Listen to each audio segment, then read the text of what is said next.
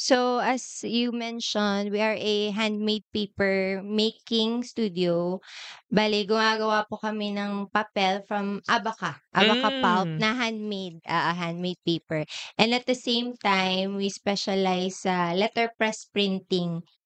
So, it's a fine stationery company. Abaca Handmade Paper. Actually, it's already existing dito. Marami po tayo, especially sa Leyte, Albay. But the end product is mainly for packaging, crafts. Yun po, actually for export. But hindi po siya compatible for letterpress printing, digital printing.